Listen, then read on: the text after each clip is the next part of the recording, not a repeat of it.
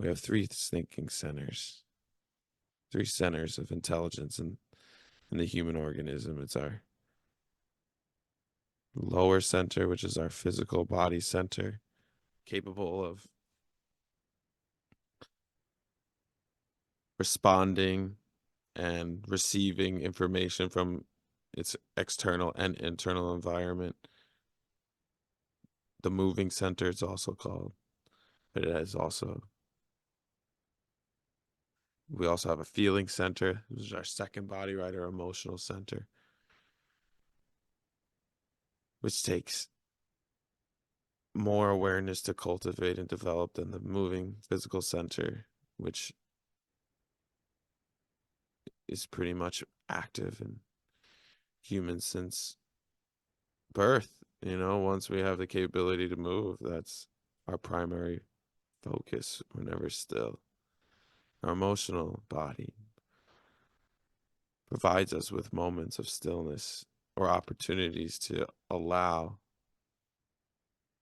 the break in the cloud, so to speak, the light to shine through, the moment to stop us in our tracks if we allow it. Our emotional bodies will communicate to our minds, our third think center of the body, right? Thinking center of intelligence, obviously. And then we'll try to conceptualize what that means, that feeling. And that will send us down a rabbit hole of rational dialogue that leads to nowhere but anxiousness and fear and confusion, ultimately. That's what that is. That's confusion. And what we need to do is to connect these three centers together. Because without proper development of each center, as well as development of connecting networks between the three, we are always and will always be off balance. Cultivating the physical body begins with movement, right? It begins with literal balance. It begins with walking. It begins with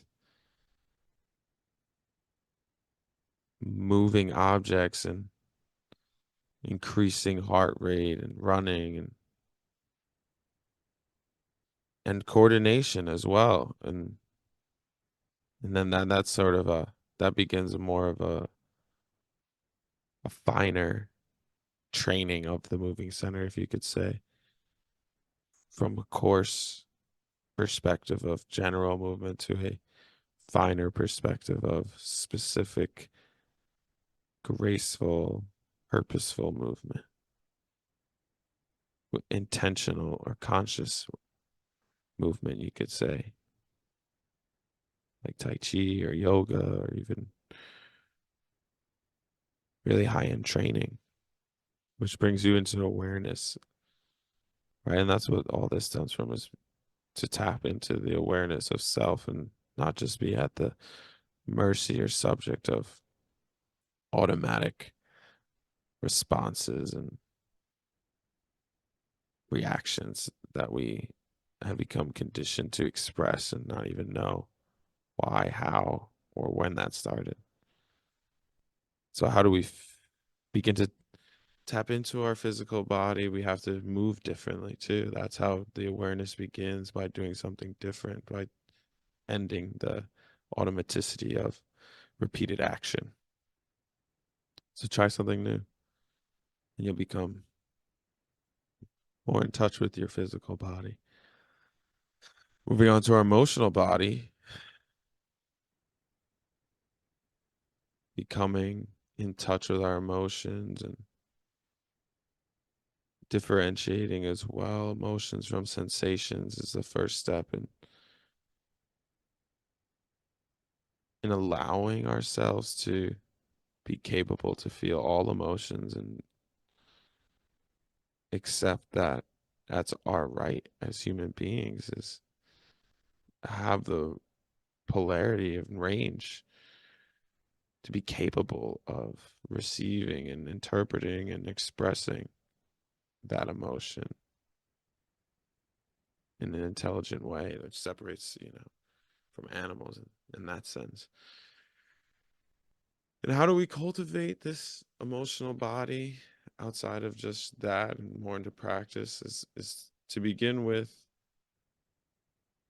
restraining oneself from expressing negative emotions. And that's the first step of impulse control, which leads to more finer awareness of emotions, and one is able to investigate the root causes and how the cause that led to the effect of what would have been an outburst of rage or an extreme depression, a sadness, but instead was sat upon and meditated with, and honestly just given a moment to pass. And that comes with time, not only with the repeatedness, right? The repetition of not allowing oneself to express negative emotions, but also to not always consider others in our quest for emotional refinement in regards to being allowed to express raw and true emotions without needing to feel like you must or you should feel guilty for feeling that because someone else is feeling a different way. For example, one shouldn't feel frustrated with their parent in front of their friend who lost their parent, because then they should just be grateful for having a parent. But I mean, life is so where yes, and right, yes, they should be grateful for having their parent, and they're 100% allowed to feel that way. And that's okay. But that begins with that non-consideration and not the negative annotation that we think of with that, because we think to be considerate is to be cultured in a way, especially in our Western society. And it's nice, but it's also many times insincere. And when we're getting to truth, it's about sincerity. So that's how we start with that emotional body, and then connecting to our higher, our third center of intelligence being our mental body. We How do we begin? We believe that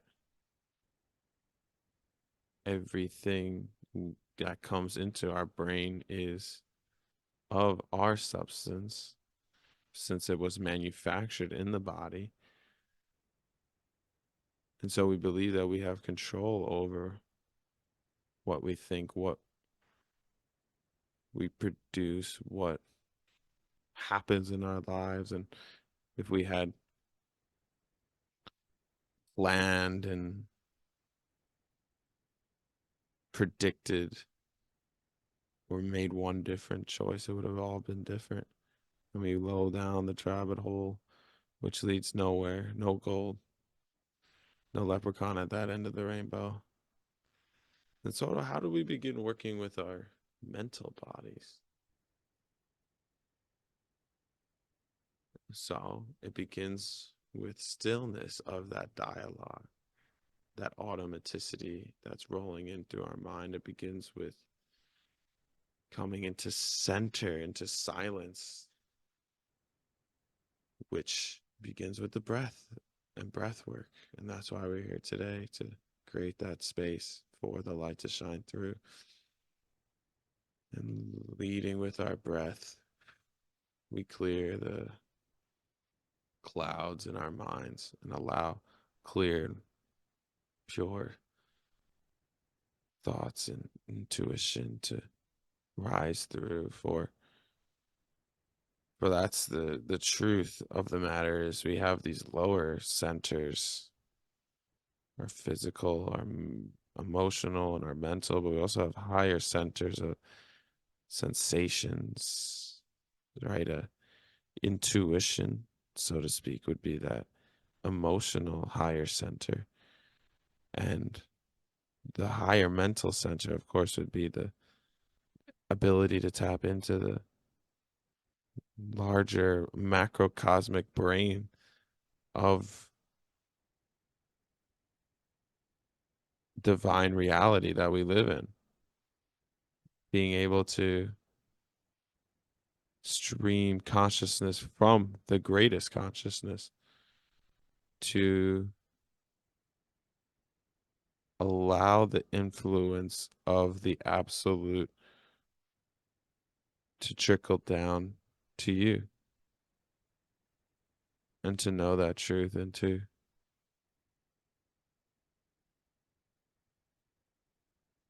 take from that river of wisdom to not drain it, but fill the rest of the dam that has been washed out from droughts of years of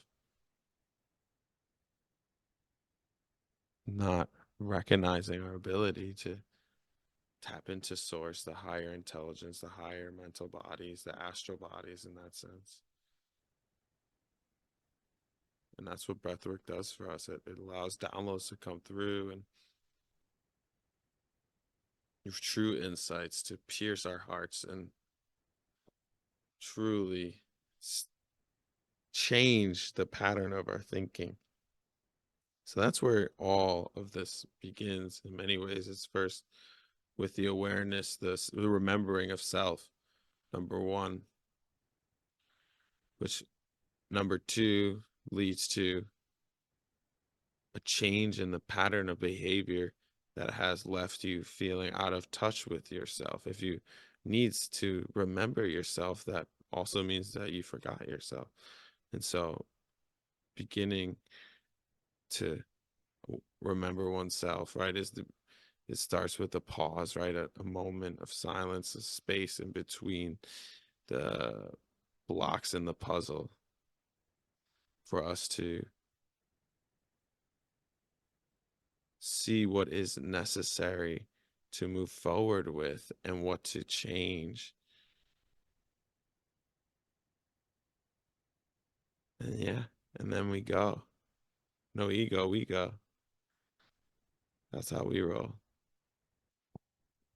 Thank you for listening.